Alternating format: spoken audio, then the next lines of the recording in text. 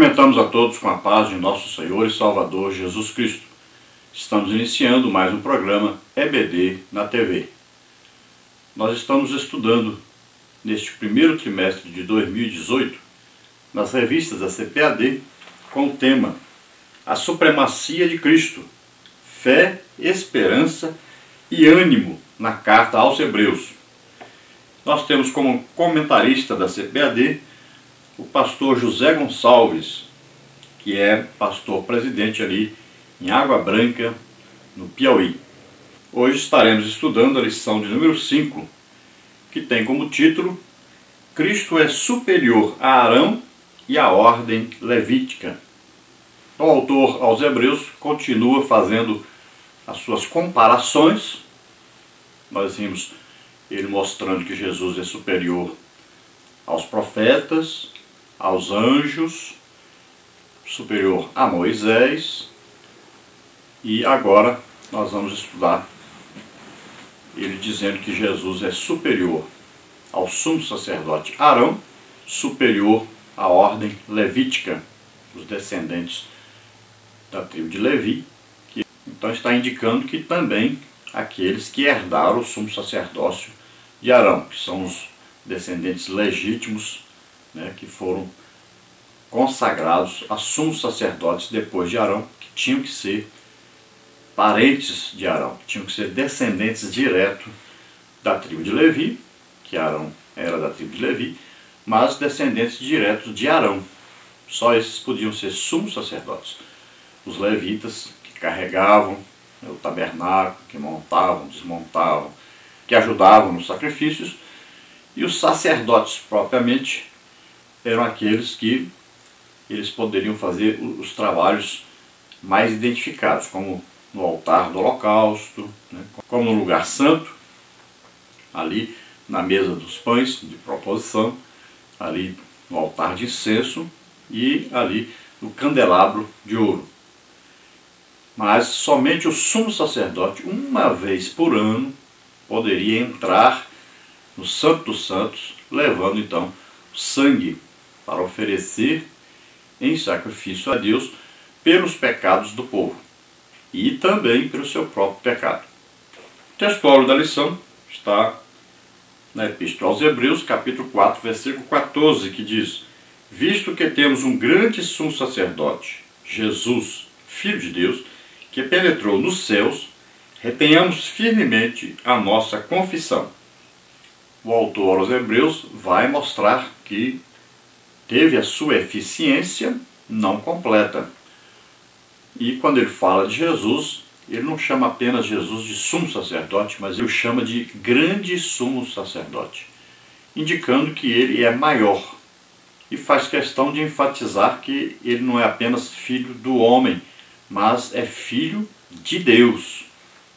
Também ele enfatiza que não entrou no Santo dos Santos, passou pelo véu, e entrou no Santo dos Santos aqui, num tabernáculo terreno feito por mãos humanas.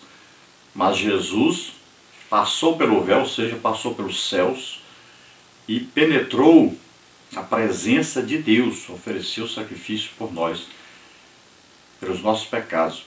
Não um perdão temporário, nem um sacrifício temporário, nem um sacrifício imperfeito, mas um sacrifício eterno, único, suficiente.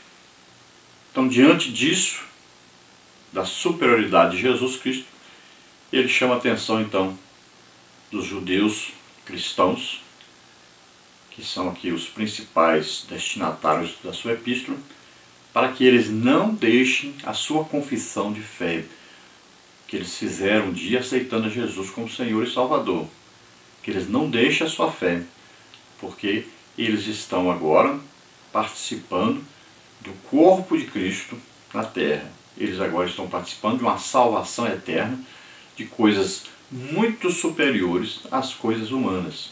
E a verdade prática diz: como Filho de Deus e sumo sacerdote, Jesus intercede eficazmente por sua igreja. Então é importante notar aqui que Arão, ele exerceu a sua função de sumo sacerdote por um período, até que morreu. E morreu antes de entrar na terra prometida. Agora, a superioridade de Jesus é provada também a partir daí, que Jesus também, sumo sacerdote, morreu, mas ele ressuscitou, está à direita do Pai e continua intercedendo por nós. Olha só, a superioridade de Jesus é muito. Veja só, que Arão foi substituído pelos seus filhos. Não foi Deus que escolheu agora quem ia ser sumo sacerdote. É um filho de Arão que herdava esse lugar. E assim foi, filho após filho, neto, bisneto, tataraneto, e foi herdando o lugar. Não foi mais uma escolha direta de Deus, apenas uma escolha feita com base em parentesco de Arão, descendência de Arão. Já Jesus não. Jesus, ele foi exclusivamente separado por Deus, enviado por Deus para fazer essa tarefa, e o seu sumo sacerdócio nunca terminou. Ele continua intercedendo por nós. E agora, veja bem, não é um sacerdócio terreno, ele continua intercedendo por nós, está sentado à direita do Pai, fazendo esse trabalho, continua fazendo. Nós temos um intercessor na terra, que é o Espírito Santo, e temos um intercessor no céu, que é Jesus Cristo. Vamos à leitura bíblica em classe, que está em Hebreus, capítulo 4, versículo 14 a 16. E Hebreus, capítulo 5, versículo 1 ao versículo 14. Vamos ler então Hebreus 4, 14. Visto que temos um grande sumo sacerdote, Jesus, Filho de Deus, que penetrou nos céus, retenhamos firmemente a nossa confissão, porque não temos um sumo sacerdote que não possa compadecer-se das nossas fraquezas, porém um que, como nós, em tudo foi tentado, mas sem pecado. Cheguemos, pois, com confiança ao trono da graça, para que possamos alcançar misericórdia e achar graça, a fim de sermos ajudados em tempo oportuno. Agora Hebreus 5, de 1 a 14. Porque todo sumo sacerdote, tomado dentre os homens, é constituído a favor dos homens nas coisas concernentes a Deus, para que ofereça dons e sacrifícios pelos pecados, e possa compadecer-se ternamente dos ignorantes e errados, pois também ele mesmo está rodeado de fraqueza. E por esta causa deve ele, tanto pelo povo como também por si mesmo, fazer oferta pelos pecados. E ninguém toma para si essa honra, senão o que é chamado por Deus, como Arão. Assim também Cristo não se glorificou a si mesmo para se fazer sumo sacerdote, mas glorificou aquele que lhe disse: Tu és meu filho, hoje te gerei. Como também diz noutro lugar: Tu és sacerdote eternamente, segundo a ordem de Melquisedeque, o qual, nos dias da sua carne, oferecendo com grande clamor e lágrimas, orações e súplicas ao que o podia livrar da morte, foi ouvido quanto ao que temia. Ainda que era filho, aprendeu a obediência por aquilo que padeceu. E sendo ele consumado, veio a ser a causa de eterna salvação para todos os que lhe obedecem.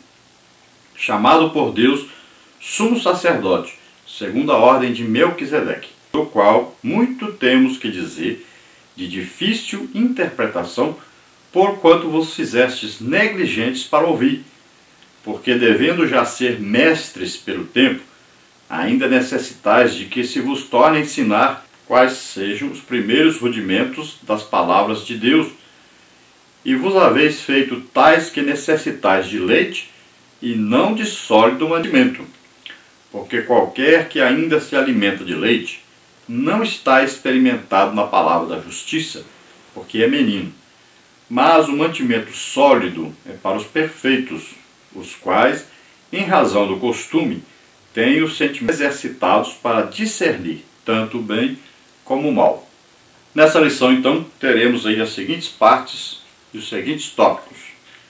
Na primeira parte, nós temos aí um sacerdócio superior quanto à qualificação. Tópico 1, por representar melhor os homens diante de Deus. Tópico 2, por compreender melhor a condição humana. Tópico 3, pela posição que exerceu. Na parte 2 nós temos aí um sacerdócio superior quanto ao serviço. Tópico 1, pela realeza e o propósito pelo qual viveu. Tópico 2, pela vida santa que possuía. Tópico 3, pela submissão que demonstrou.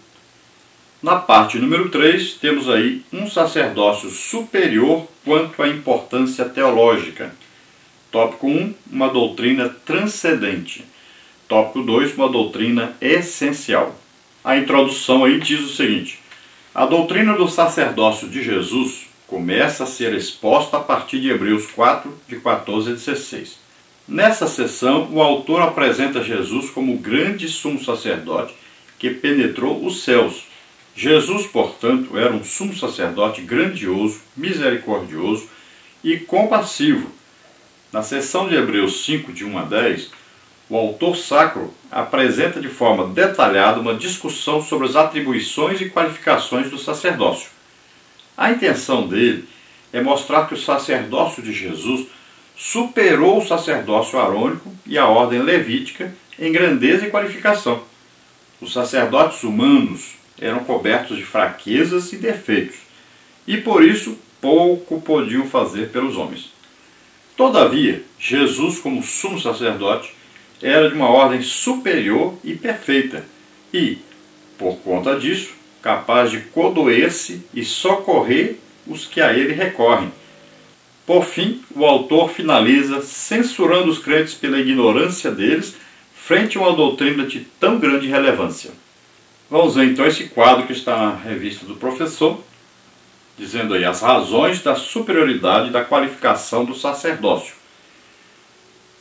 Vemos aí, representa melhor o ser humano diante de Deus. Veja só, Jesus, nosso sumo sacerdote, é quem nos apresentou diante de Deus.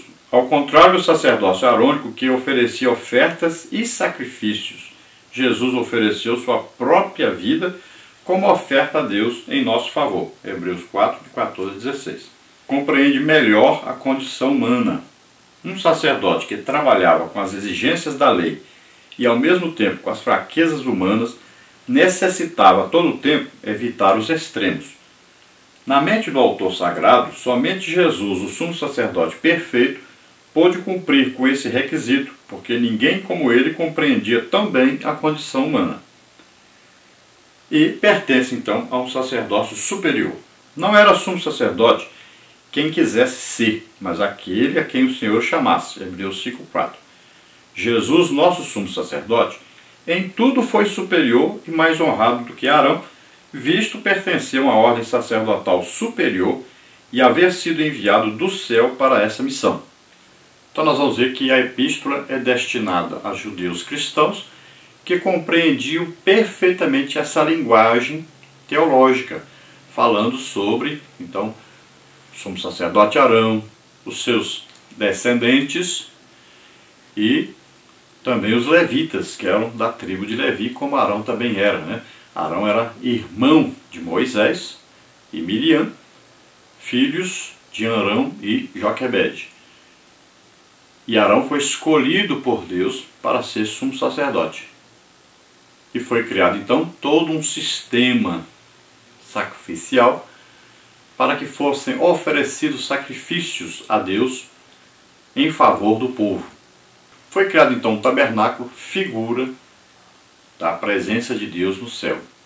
Arão e seus filhos foram escolhidos para assumir esse papel de sacerdote, Arão como sumo sacerdote, e a tribo de Levi foi escolhida porque a tribo de Levi se mostrou fiel a Deus e foi capaz até de matar os seus próprios irmãos hebreus para se tornar então fiéis a Deus, servidores de Deus. Deus os escolheu para isso, por causa da fidelidade deles. Então, toda essa tribo de levitas passou a trabalhar no tabernáculo, sendo que a família de Arão assumiu então Arão o sumo sacerdócio, seus filhos foram os seus substitutos, mas no início então ajudavam, seus 4 filhos ajudavam Arão.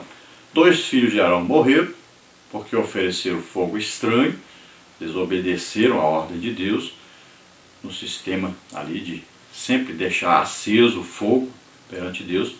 Nós sabemos que aquele fogo veio de Deus e não poderia ser usado outro fogo. Eles deveriam manter aquele fogo aceso. Mas eles fizeram fogo estranho e por isso vieram a falecer. Arão e seus 2 filhos continuaram esse sacerdócio. Arão não pôde entrar na terra prometida, porque tanto ajudou Moisés naquele episódio da água, saindo da rocha, apoiou Moisés ali no seu erro, mas anteriormente Arão havia também atendido aos desejos do povo em fazer um bezerro de ouro e adorarem esse bezerro de ouro e dizerem que esse era o Deus que ia guiá-los, porque Moisés estava demorando muito, estava lá no monte, na presença de Deus, recebendo a lei de Deus. Então Arão já transgrediu a lei de Deus já na primeira oportunidade que teve. Arão também fez parte daquele episódio de rebeldia contra Moisés, Arão e Miriam. Mas, olhando no modo geral, Arão fez um ótimo trabalho, ele foi responsável por cuidar dos sacrifícios no seu início, mas não pôde entrar na terra prometida por causa do seu pecado. Então, devido à importância do sumo sacerdote Arão e de toda a ordem levítica para os judeus, então o autor da Epístola aos Hebreus vai mostrar que Jesus é superior tanto ao sumo sacerdote Arão como a toda a ordem levítica que trabalhava então no tabernáculo e posteriormente, já nessa época que foi escrito aqui, trabalhava no templo. Então Jesus é apresentado como o grande sumo sacerdote, porque é filho de Deus, porque entrou na presença de Deus. Também fala que ele era compassivo, então ele amava as pessoas, ele ofereceu-se a si próprio pelas pessoas, por todos nós. Também vemos aqui que Arão era humano, imperfeito, tinha que oferecer sacrifício por si próprio, porque pecava também, tanto que pecou muitas vezes, e tinha fim de dias, morreu. Jesus nunca pecou, era perfeito e pertencia a uma ordem superior de sacerdote. Ele era sacerdote segundo a ordem de Melquisedeque e não segundo a ordem de Arão. Porque Arão representava um sacerdócio fraco, que pecava e que tinha fim de dia. Jesus não. Jesus é da ordem de Melquisedeque, sem início de dias, sem fim de dias. Também Melquisedeque não era só um ser humano, ele era também rei e era também sacerdote. Então Jesus, olha só, é rei e sacerdote. Jesus é superior em tudo a Arão e também a todo o sistema aí, toda a ordem levítica. E se Arão era homem, entendia os homens, entendia porque os homens pecavam, Jesus se fez homem, também foi tentado da mesma maneira que os homens e venceu o pecado e pode ajudar aqueles que são tentados a vencerem também o pecado. Vamos à parte 1 então. Um sacerdócio superior quanto à qualificação. Tópico 1, por representar melhor os homens diante de Deus. Tópico 2, por compreender melhor a condição humana. E tópico 3, pela posição que exerceu. Tópico 1 então, por representar melhor os homens diante de Deus. O escritor de Hebreus mostra que o sumo sacerdote do antigo pacto era escolhido dentre seus pares, Hebreus 5:1. Com essa exposição, o autor quer chamar a atenção para o mistério da encarnação, quando Deus se humaniza para tratar com os homens. Mesmo porque, como afirma certo teólogo, é necessário que um homem seja escolhido para representar homens ao tratar dos pecados deles contra Deus. Jesus, nosso sumo sacerdote, é quem nos apresentou diante de Deus. Ao contrário do sacerdócio arônico, que oferecia ofertas e sacrifícios, Jesus ofereceu sua própria vida como oferta a Deus em nosso favor. Hebreus 4, 14 a 16.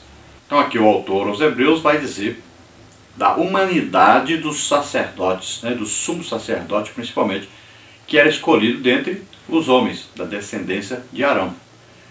Então Jesus também, filho de Deus, é Deus mesmo, se fez homem para ser o nosso sumo sacerdote. Por quê? Para oferecer sacrifício pelo homem a Deus, era preciso ser um homem que compreendia o homem. Mas o autor aos Hebreus fala que os sacrifícios eram sacrifícios de animais. Principalmente o que? Um cordeiro, né, que era oferecido. Sangue de bodes, de ovelhas. Mas Jesus não. Jesus ofereceu a si próprio. Ele é o Cordeiro de Deus que tira o pecado do mundo. Então ele se ofereceu a si mesmo, ofereceu o seu próprio sangue. Então esse é o sacrifício perfeito. Veja só, que Abel, por exemplo, chegou perto desse sacrifício. Ele queria se oferecer a si próprio. Então o que ele faz? Ele mata o animal e coloca então o sangue desse animal no lugar do seu próprio sangue.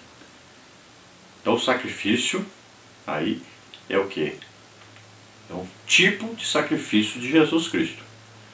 Quando Abraão oferece o seu próprio filho a Deus, olha aí, é um tipo do sacrifício de Jesus. Então no primeiro caso, o sangue de um animal substituiu. No segundo caso, o animal também substituiu Isaac. Agora, não tem sacrifício que possa substituir Jesus. Jesus é perfeito, nunca pecou, não tem defeito nenhum. Então como fazer? Então Jesus morre em nosso lugar. Ele é o Cordeiro de Deus que tira o pecado do mundo. É o sacrifício perfeito. No tópico 2, por compreender melhor a condição humana. Para melhor compreender a condição humana, o autor prossegue com sua exposição da função sacerdotal. O sumo sacerdote era alguém tirado de entre o povo e com a capacidade de compreender a condição humana.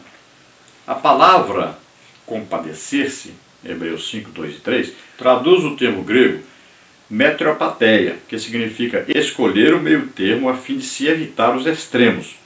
Um sacerdote que trabalhava com as exigências da lei e, ao mesmo tempo, com as fraquezas humanas, necessitava a todo momento evitar os extremos. Isso se tornava mais emblemático quando ele precisava fazer sacrifícios pelos pecados alheios e os seus próprios. Ele não poderia ser complacente com o pecado, nem tampouco agir com extrema severidade. Na mente do autor sagrado, somente Jesus, o sumo sacerdote perfeito, pôde cumprir esse requisito. Então o que acontecia? Quando o sumo sacerdote Arão ia oferecer um sacrifício, ou seus descendentes depois dele, ele também tinha que oferecer por si próprio, porque ele também pecava. Então ele compreendia que o ser humano errava, era fraco, e ia oferecer o sacrifício. Ele não podia ser complacente com o pecado, concordar com o pecado, senão não precisava de sacrifício. Também não podia condenar já a pessoa, porque senão ele estaria condenando-se a si próprio. Então o que acontecia? Ele ia oferecer o sacrifício, olhava para ele próprio, via a fraqueza e intercedia pelo povo junto a Deus. Agora Jesus nunca pecou, mas ele conheceu na totalidade o que era a tentação do ser humano, porque ele também foi tentado. E ele, como Deus, ele tem um amor perfeito pelos seres humanos.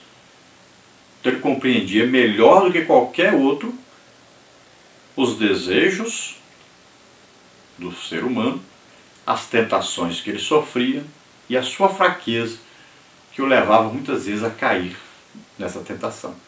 Então ele compreendia perfeitamente isso. Então ele é superior a Arão, porque Arão pecava, tinha que oferecer sacrifício por si próprio, mas intercedia pelo povo. Mas Jesus nunca pecou, compreendia o pecado do homem e o podia ajudar muito mais do que Arão. Arão conhecia por fora os homens, mas Jesus conhecia por dentro. No tópico 3, pela posição que exerceu. Não era sumo sacerdote quem quisesse ser, mas aquele a quem o Senhor chamasse. Hebreus 5,4. O contexto deixa claro que a palavra honra tem o sentido de cargo ou posição e está relacionada ao ministério sacerdotal a qual o Senhor delegou a alguém. Ser o ministro do altar era algo extremamente honroso, de grande importância e de muita responsabilidade. Tanto Arão como seus filhos foram escolhidos diretamente por Deus para esse ministério. Êxodo 28:1, Salmos 105:26. Jesus, nosso sumo sacerdote, em tudo foi superior e mais honrado do que Arão, visto pertencer a uma ordem sacerdotal superior e haver sido enviado do céu para essa missão. Então não era sumo sacerdote quem quisesse ser. Talvez hoje nós vemos na igreja muita gente assim, que entra para o ministério, muitas vezes porque ele quer. Então, tem gente até que faz uma exigência, né, de entrar para o ministério. Mas o ministério e também aqui o sumo sacerdote, né, e também todos os seus auxiliares, então foram escolhidos diretamente por Deus. É uma escolha de Deus. No Novo Testamento a gente vê que aquele que é escolhido para o ministério, Deus confirma a sua escolha, né? Como Paulo, por exemplo, diz que o seu apostolado foi confirmado então por Deus. Com o quê? Com sinais, prodígios e maravilhas. Pedro, no dia de Pentecostes, diz que Jesus foi confirmado por Deus entre eles. Então o ministério de Jesus foi confirmado com o quê? Com sinais, prodígios e maravilhas. Então Deus confirma que é Ele que escolheu. Então a escolha de Deus. Jesus mesmo disse que o Pai o enviou. Então olha só. Arão foi escolhido por Deus. Jesus foi escolhido por Deus. Mas veja bem que Arão vinha de entre os homens. Jesus não veio direto do céu. Entrou na terra, como todo homem, através do nascimento de uma mulher. Mas ele foi concebido pelo Espírito Santo. E nunca pecou. Então olha só. É muito superior Jesus, o nosso sumo sacerdote. Não só o nosso sumo sacerdote, mas o nosso grande sumo sacerdote. E aqui o autor vai falar, não ainda detalhadamente, porque vai falar mais para frente, nós vamos estudar sobre isso, mas ele fala que Jesus pertence a um sacerdócio superior ao de Arão. Porque Arão foi constituído de entre os homens e Jesus, o sacerdócio dele é da ordem de Melquisedeque. Veja bem que existe uma coisa interessante que mostra que o sumo sacerdote Jesus é superior ao sumo sacerdote Arão, porque olha só, quem fez aí uma aliança com Abraão foi Melquisedeque. Aquela refeição da aliança ali, de comer pão, tomar vinho, é uma refeição de aliança. Então eles fizeram aliança. Então os judeus sabiam imediatamente, quando Paulo citou isso aqui, eles sabiam, olha, quem fez aliança com Abraão foi Melquisedeque. Arão é descendente de Abraão. E veja bem que Abraão deu dízimo a Melquisedeque. Quem recebe dízimo é maior do que aquele que dá o dízimo. Então eles tinham que reconhecer que havia uma aliança de Abraão com Melquisedeque e que Melquisedeque era superior a Arão. Porque Arão também pagou dízimo a Melquisedeque. Porque Arão não havia nascido ainda, mas estava nos lombos de Abraão. Era o que? Descendente de Abraão. Então eles tinham que aceitar que esse sumo sacerdote Jesus era superior ao sumo sacerdote Arão. Porque o sacerdócio de Jesus era da ordem de Melquisedeque, que recebeu o dízimo de Abraão e fez uma aliança com Abraão. E Melquisedeque era chamado aí rei de Salém e também sacerdote do Deus Altíssimo. Na parte 2 nós temos aí um sacerdócio superior quanto ao serviço. Tópico 1, pela realeza e o propósito pelo qual viveu. Tópico 2, pela vida santa que possuía. Tópico 3, pela submissão que demonstrou. Tópico 1, então, pela realeza e o propósito pelo qual viveu. Em sua exposição sobre o sacerdócio de Cristo, o autor combina o Salmo 2, versículo 7, com o 110, versículo 4. Essas citações servem para o autor sacro argumentar a favor da filiação divina e da realeza do sacerdócio de Jesus. Respeitados especialistas em Antigo Testamento ressaltam que o tipo de Messias que os judeus da época de Jesus esperavam era de natureza político-religiosa. Entretanto, os textos dos Salmos mostram que Jesus Cristo não era o Messias político, nem meramente religioso, mas o Messias aclamado por Deus em Salmos 2 e 7 e reconhecido pelo Pai como sumo sacerdote em Salmos 110, 4. O Messias, então, que os cristãos reconhecem como Filho de Deus, Rei e sumo sacerdote no novo pacto.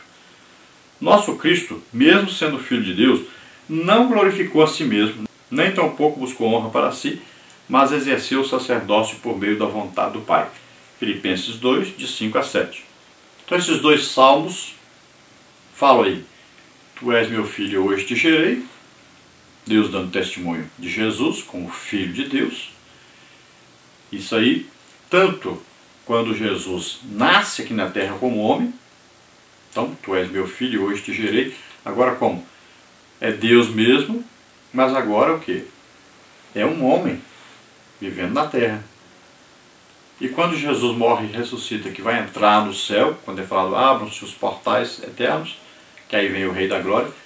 Quem é esse Rei da Glória? Então veja só, quando Jesus entra, está dizendo, olha, este é meu filho, hoje te gerei. Então um homem, um corpo humano glorificado, entra no céu. Então este é um filho gerado por Deus, esse num corpo humano. Não o Jesus Deus, porque Jesus Deus, como Deus, não foi gerado, ele é Deus. Antes de existir qualquer coisa, ele já existia, estava sempre com Deus. Mas, num corpo humano, então Jesus tem início de dias, quando nasceu na terra. Por isso é falado, é gerado. Então, nesse corpo humano, ele foi gerado. E veja só, se ele foi gerado num corpo humano e é Deus, então é muito superior a Arão.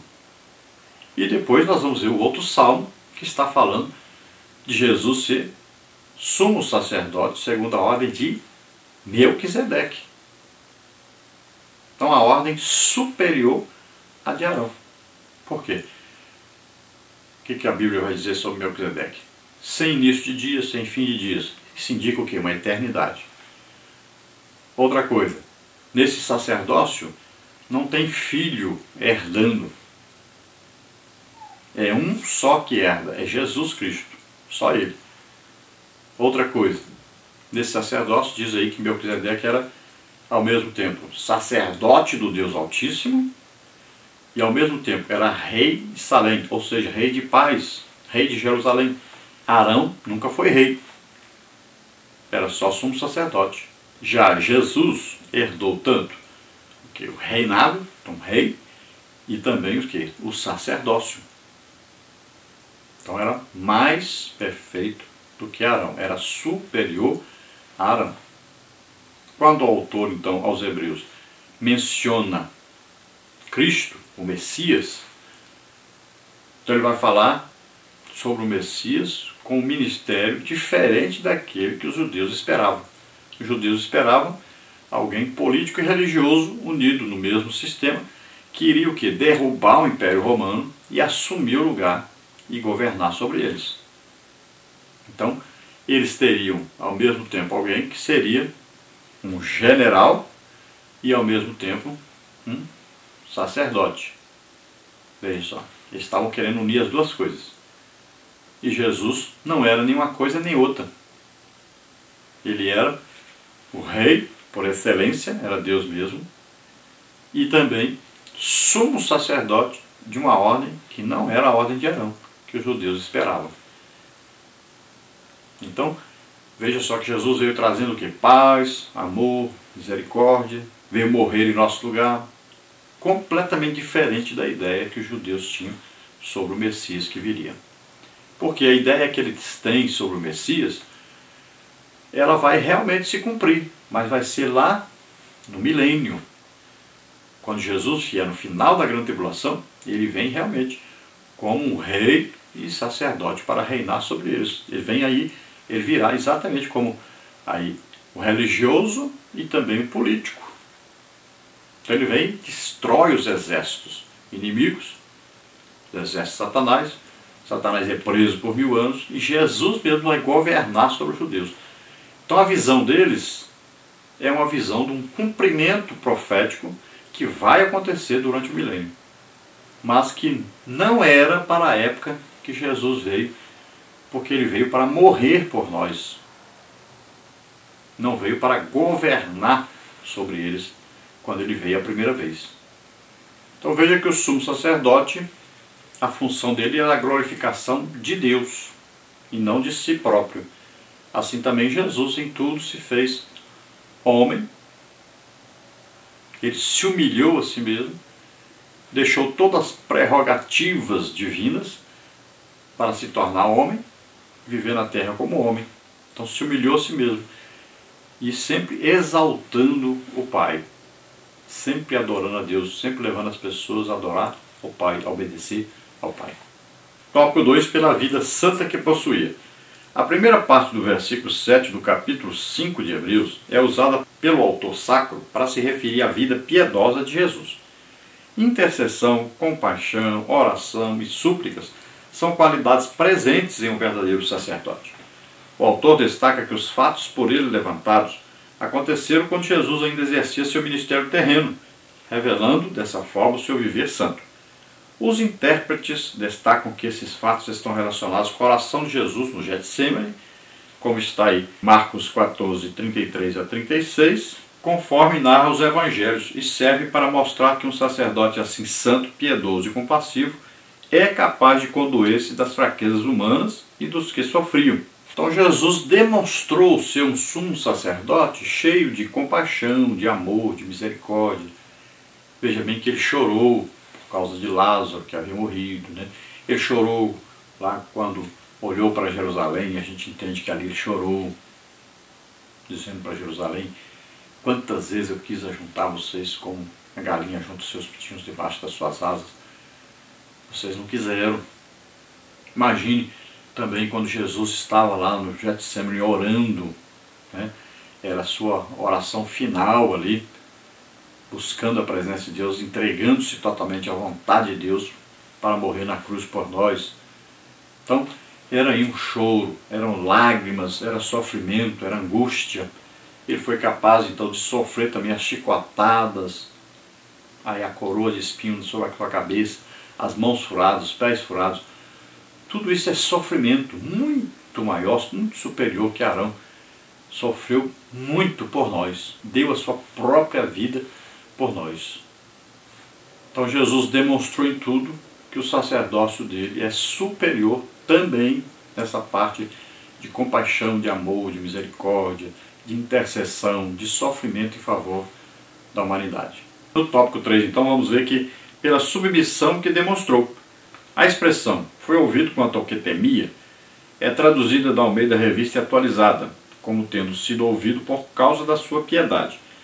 A razão da diferença nas traduções é a palavra eulabeia, usada pelo autor. Essa palavra só aparece 2 vezes no Novo Testamento grego, e as 2 ocorrências encontram-se em Hebreus, uma aqui no capítulo 5 e outra em Hebreus 12, 28. Em Hebreus 12, 28, tanto a Almeida Revista Corrigida como a Almeida Revista e Atualizada traduzem como reverência. Não há dúvida que esse último sentido deve ser mantido aqui. Eulabeia, portanto, mantém o sentido de um temor piedoso e reverente. O viver temente de Jesus o conduziu a suportar o sofrimento em favor da humanidade e, dessa forma, a completar a obra expiatória em favor de todos. A submissão de Jesus foi tamanha que ele foi capaz de dar a vida por nós. Então, ele obedeceu de forma completa a Deus. Ele em tudo obedeceu a Deus. Em tudo. Até os milagres que ele fazia, disse, o filho só faz aquilo que vê o pai fazendo. Em tudo ele obedeceu a Deus. Ele nunca desobedeceu a Deus em nada. E isso indica a superioridade dele em relação aí a Arão, porque Arão desobedeceu a Deus. Levou o povo à idolatria, aí se rebelou contra Moisés, e é considerado o ajudante de Moisés no pecado ali de não dar honra a Deus, no episódio lá das águas saindo da rocha. Então ele falhou várias vezes. Por isso mesmo não entrou na terra prometida. Já Jesus não, obedeceu a Deus em tudo. E aqui indica que ele foi ouvido porque sofreu. Veja só. Arão não teve esse sofrimento que Jesus teve para ser atendido, para ser ouvido. Arão não deu a sua própria vida, ele dava a vida dos animais que ele oferecia. Mas Jesus não. Jesus deu a sua própria vida. Então a perfeição estava no sacrifício de Jesus, na oração de Jesus, na intercessão de Jesus, que é muito superior à de Arão. Vamos ver a parte 3. Um sacerdócio superior quanto à importância teológica. Tópico 1, uma doutrina transcendente. Tópico 2, uma doutrina essencial. Tópico 1, então, uma doutrina transcendente.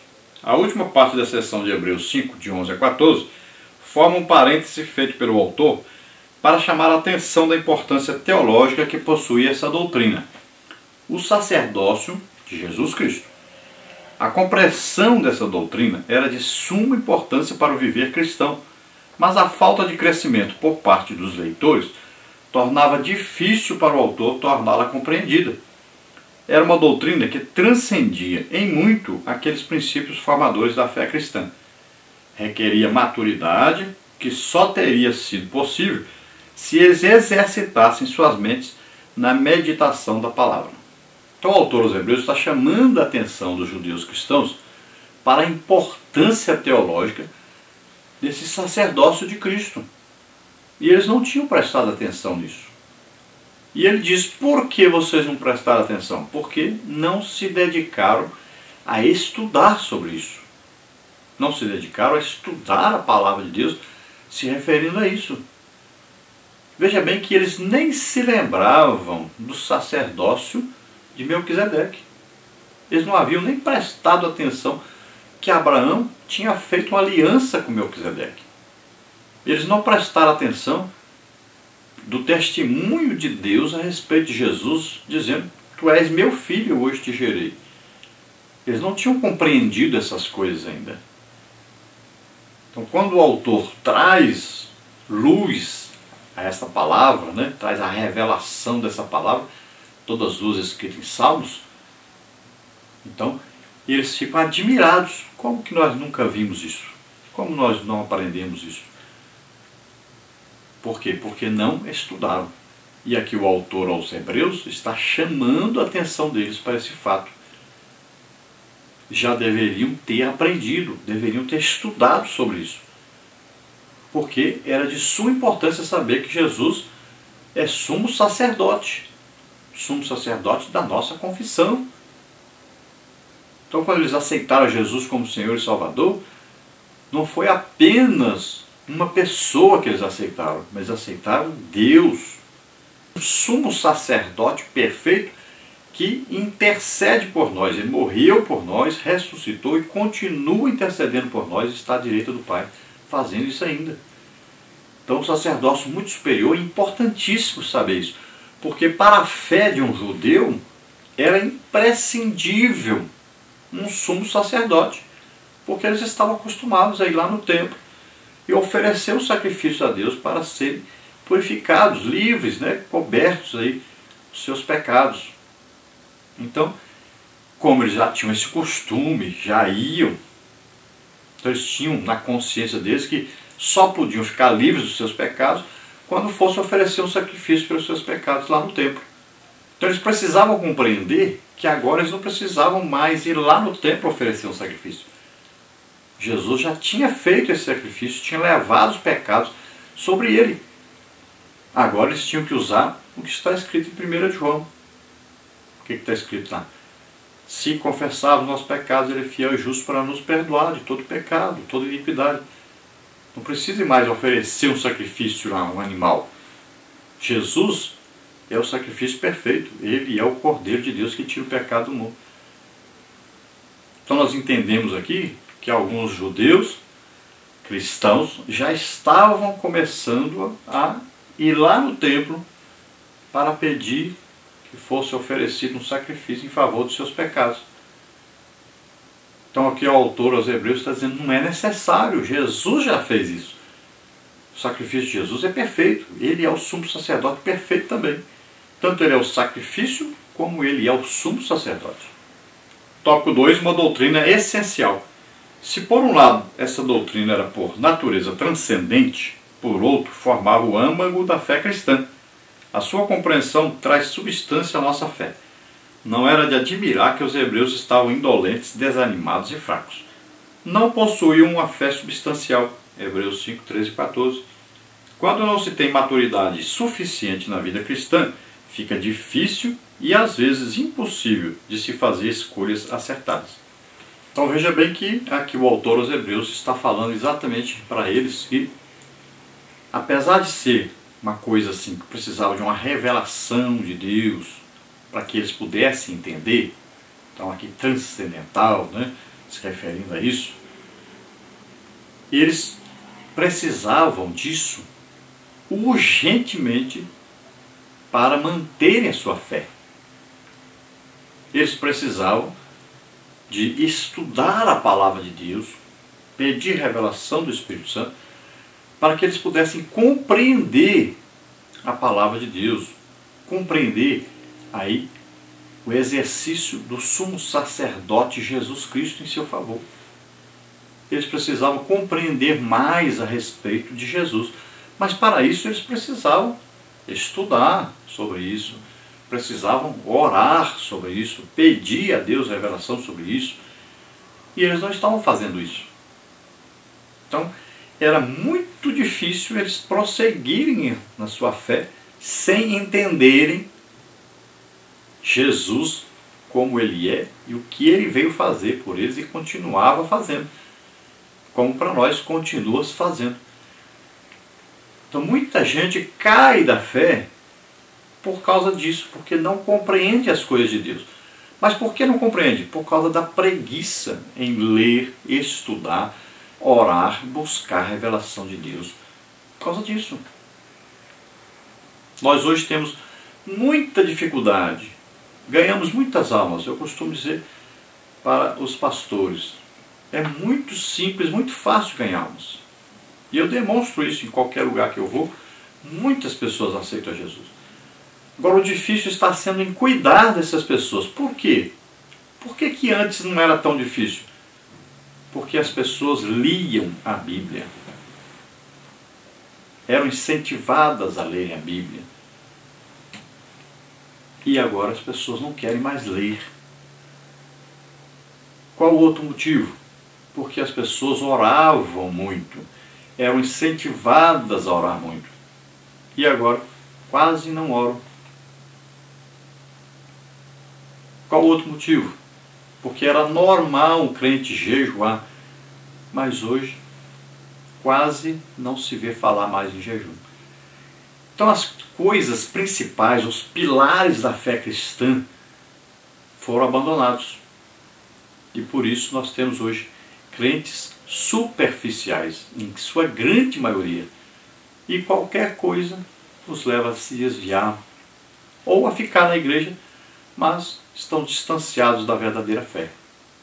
Conclusão. O final do capítulo 4 de Hebreus e todo o capítulo 5 trazem aspectos relevantes sobre o sistema sacerdotal dos dias bíblicos. Vimos que o autor apresentou primeiramente as qualificações que eram exigidas para um sacerdote e depois as contrastou com o sumo sacerdote perfeito, Jesus. O Filho de Deus viveu toda a nossa condição humana e, como sacerdote perfeito, está habilitado para interceder por nós. Esta é uma doutrina que todos devemos conhecer bem. Então nós vimos que o autor aos Hebreus, no final do capítulo 4, fala sobre o sacerdócio de Jesus.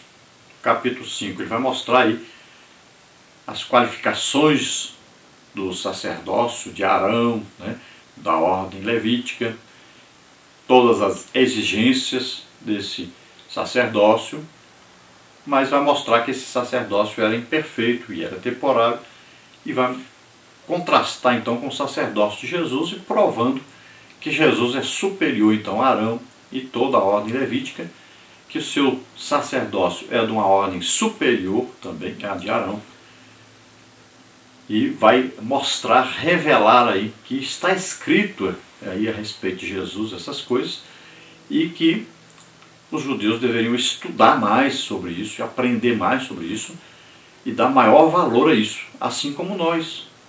Nós temos que estudar mais a palavra de Deus, compreender melhor, para podermos ter uma fé aí baseada na palavra de Deus e também na comunhão com o Espírito Santo, para que possamos prosseguir a nossa caminhada cristã com fé e aí levando a palavra de Deus aos outros, levando a salvação para todos, evangelizando, ganhando almas para o Senhor, cuidando dessas almas para que um dia elas possam estar para sempre com o Senhor, juntamente conosco. Nós vamos encerrar agora, vamos orar e depois da oração nós passaremos para você a nossa agenda, onde nós estaremos nesses dias. Nós estamos aqui em Valparaíso, de Goiás. Eu estou na casa do meu sogro, José Ribamar, minha sogra Roberta, esses dias. Mas agora a partir do dia 9 nós estaremos lá em Goiânia, estaremos também em Niquelândia, estaremos também em Águas Lindas. Depois nós iremos para a região de Joinville, Santa Catarina, onde também passaremos ali cerca de um mês. E aqueles que quiserem nos convidar, nós estaremos ali agendando para estarmos participando juntamente com você na sua igreja. Então você já entra em contato conosco. Nós vamos ver nossa agenda aqui. Nós já temos fevereiro todo comprometido, também março até o dia 18. Nós não podemos marcar mais nada aí dentro dessa data, porque dia 18 nós já vamos encerrar nossos trabalhos aqui na região de Valparaíso, de Brasília, para podermos ir para o sul. E se você quiser nos convidar para estarmos aí, passarmos uma temporada aí na sua região, é só marcar várias agendas aí, para um mês, por exemplo, nós estaremos aí na sua região também, fazendo a obra de Deus, orando pelos enfermos, doentes e dando palestras. Vamos orar então. Pai querido, em nome de Jesus, aqui estão essas vidas que neste momento ouviram a Tua palavra, compreenderam a Tua palavra, entenderam a importância do sacerdócio, do sumo sacerdote Jesus Cristo, e querem agora, Senhor, entregar as vidas para Ti. Aceita, Senhor, essas vidas como seus filhos, escreve os seus nomes no livro da vida, ajuda-os a compreender essa grande tarefa de Jesus, sendo nosso sumo sacerdote, deu a vida por nós e entrou diretamente na presença do Senhor, oferecendo sua vida, o seu próprio sangue, assentando-se à direita do Pai, e agora continua intercedendo por nós. Ajuda, Senhor, essas pessoas, ajuda também a todos os crentes, Senhor, a entenderem a importância desse sumo sacerdote Jesus Cristo, que intercede por nós, junto a Ti, ó Pai. Ajuda-os a compreender também a importância do Espírito Santo que está na terra, está conosco, intercedendo por nós também. Em nome de Jesus, ó Deus, eu ministro sobre eles, agora cura o Teu milagre, em nome de Jesus. Toca, Senhor, nessas vidas. Salva, Senhor, liberta, Senhor, cura, Senhor, em nome de Jesus. Faz um milagre na vida deles. Oh, Jesus, Tu levaste na cruz nossos pecados, nossas enfermidades. Sejam curados agora, em nome de Jesus. Solta essas vidas. Amém. Glória a Deus. Aleluia. Vamos ver agora, então, a nossa agenda, onde nós estaremos nos próximos dias. Aí no dia 11 de fevereiro, nós estaremos em Aparecida de Goiânia, com o pastor Antônio Cabral, Igreja Evangélica Assembleia de Deus, Ação Social com Cristo. Você vê aí direitinho o endereço, o folder aí. Já no dia 16 até o dia 18 de fevereiro, nós estaremos em Aparecida de Goiânia também, na congregação no Jardim Maranata e também na congregação do bairro Cardoso 2, Assembleia de Deus, lá na rua Monte Moriá, quadra 11, lote 15, esquina com rua Canaã. Então, dia 16/2, nós estaremos na congregação Maranata.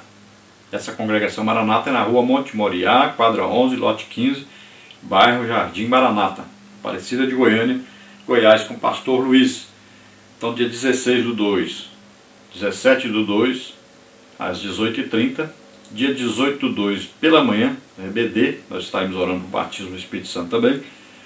E no dia 18/2, no domingo, À noite nós estaremos aí no Cardoso 2, lá na rua 28, esquina com rua 27, bairro Cardoso 2, às 18 horas. Lá é o pastor Paulo César.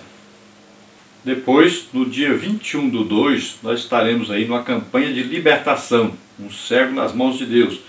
Assembleia de Deus aí na quadra 29, lote 23, Jardim Brasília, Águas Lindas de Goiás.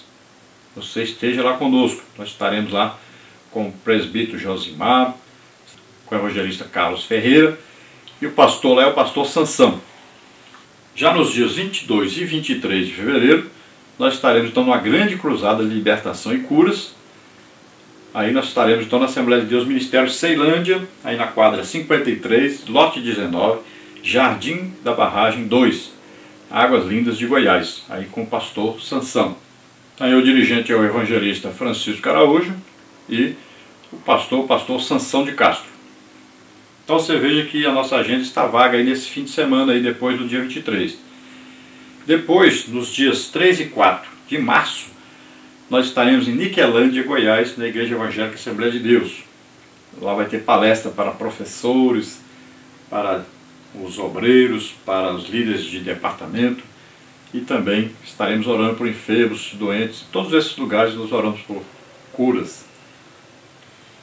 Depois, 9, 10 e 11 do mês de março, estaremos em Goiânia, Goiás, na Igreja Evangélica Assembleia de Deus, Betel, Avenida Goianazes, quadra 1, lote 20, Residencial Petrópolis. No dia 13 de março de 2018, e depois também nos dias 16 até 18, estaremos em Goiânia, Goiás, na sede da Igreja Evangélica Assembleia de Deus. Então você veja aí o folder,